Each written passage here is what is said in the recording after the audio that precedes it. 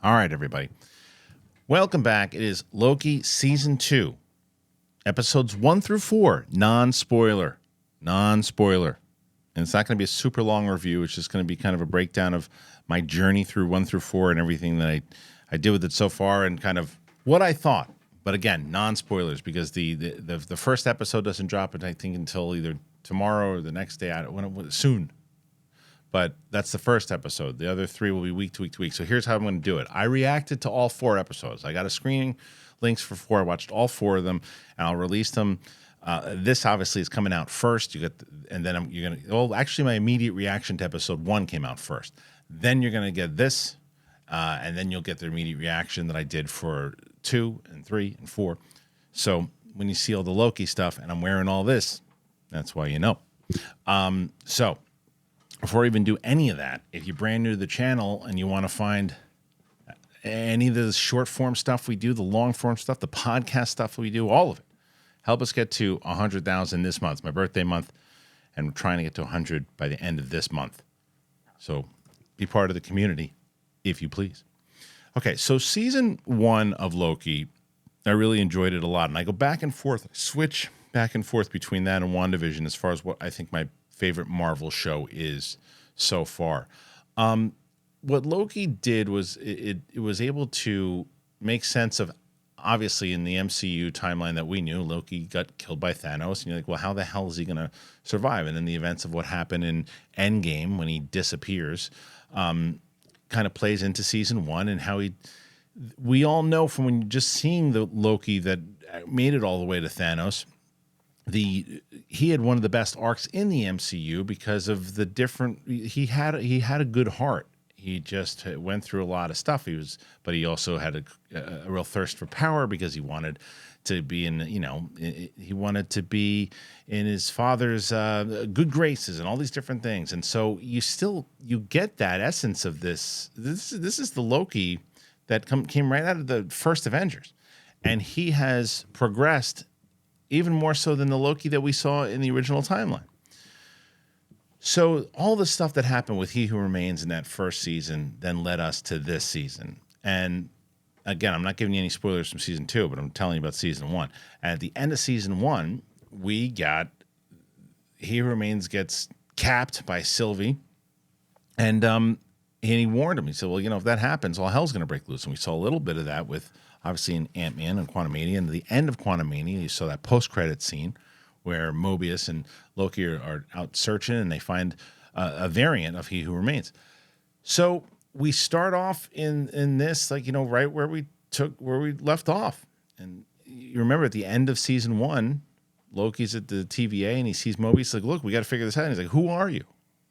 So that is where we start. And that's the part of that's part of season 1. And so what now is the storyline? What is the through line? And it's really Loki, again, really believing in the cause now and working with Mobius. And you get in the first episode, it's really the chaos of trying to figure it all out. And what we get is that it's Mobius and Loki working together in this kind of detective story. Those were some of the great elements in the first season that transfers over here. And the first episode to me really played well because it's also an introduction, as you guys see in the trailer, with Ke Kwan, who's just incredible in Everything Everywhere All at Once. And the 4 episodes I've seen in this, just as good. And he's the way that they play with his character and the way that they play with the way that he understands time and how and what his role in it makes a lot of sense, and it's a great role for him. So I actually really love the way that they use him in all 4 episodes. There's other characters that reappear, come back in, all these different things. There's a few characters. There's the character in episode 2. Out of the 4 of them, what I will tell you is this. 1, I enjoyed a lot.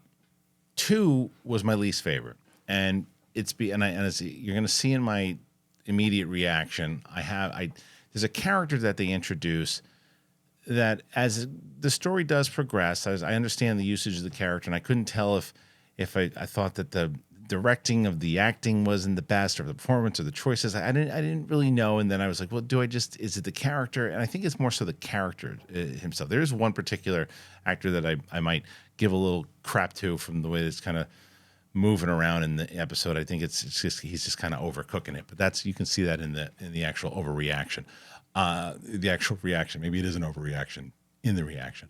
However, 2 kind of drags on a little bit. 2 drags a little bit, and there's some sponsorships that happens that it's like they says, all right, we're going to sponsor one episode, and we're really going to put it in there. And I think there's even a commercial or trailer part of it.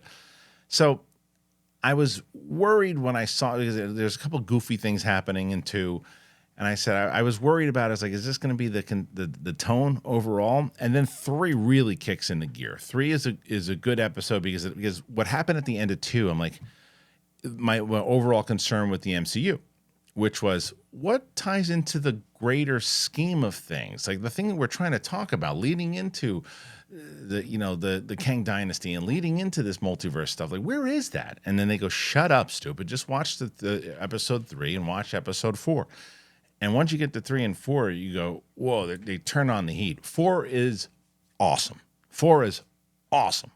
4 is a great episode.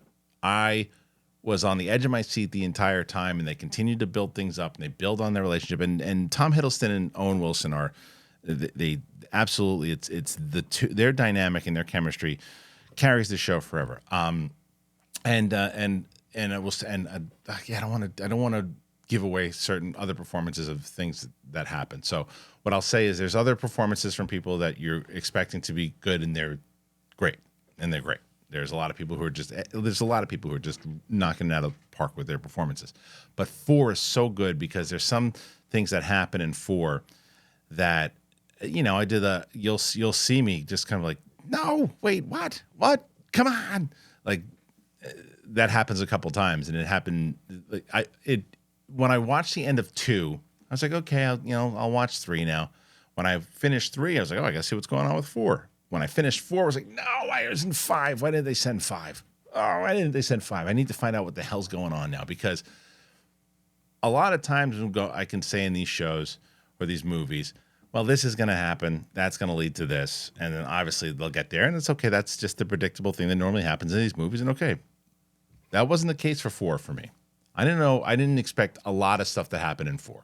There was a few things in 4 that happened. I went, whoa, wow. Like, when I did the reactions for, I think it might have been 2 or 3. There's a couple times when you're just going to see me just kind of like, I'm just listening to the dialogue, and I'm kind of, make a couple smart ass comments here and there, but there's really not much to overall react to. And I don't overcook it. I just watch it. If there's something like, oh, I'll crack a joke here and there. 4, couple different times. Whoa, wait, what? Who? No. Because that was really the emotion I felt for it. So it turned from being a show I was enjoying to a show I can't wait to watch for 5. And there's a couple different shows that I felt that way too, and some of them haven't stuck the landing. Will this one stick the landing? I don't know, because I don't know where they can go now in 5 and 6, if that tells you anything. But I'm not spoiling anything. So it's worth. And this is what I said in my immediate reaction for 1. And I stay with this for this. If you enjoyed Loki season 1, then I think you're really going to enjoy 2, and I think you're going to keep up with 2, and you're going to ask a lot of questions. You're not going to understand everything, and then you'll start to realize, oh, okay, that's what they meant. And here, this. I'm attached to these characters, and they've set this up really well, and I'm on board. I like the stuff they're doing with TVA. And if you didn't like season 1, because I know there's a few people who didn't like, I didn't like Loki. It was too convoluted, you're not going to like 2. Because it's the same type of stuff, but then they're just continuing down that road. I love this type of stuff when it's done well. I believe this is done pretty well, so I enjoyed it. So I would recommend it for sure. I wouldn't recommend it to someone who's never seen. It's like, oh, I've never seen Loki season 1. Can I tune in? No, you won't know what the hell's going on. I've never seen the MCU ever. Can I tune in? And you still haven't seen. I've only watched Loki season 1. And you understood what was going on? Okay, then watch Loki season 2. But yeah, if you're all caught up with everything, I think you're really going to enjoy this show. At least I think so. But episode 1's coming out around the corner. After you watch it, come back to this video. Tell me what you thought of episode 1. I will definitely tell you, stick around to 4. Like I said, if I'm going to rank them, 4 is my favorite. I would say 1 and 3. I would say 1 and 3 are on par. and then 2 is the weakest out of the 4. So I can't wait to see what everyone's talking. If they're going to say that they dig it, not dig it, can't wait for the conversation. We'll definitely be covering these spoiler-heavy episodes also on Capes and Cowls on Friday. So if you're brand new to the channel, you've never been here before, make sure you hit that button. Subscribe to the channel today. We do full comic book movie news, stories, all of that on our Capes and Cowls Friday episode of The Big Thing, which is our daily show here on the channel.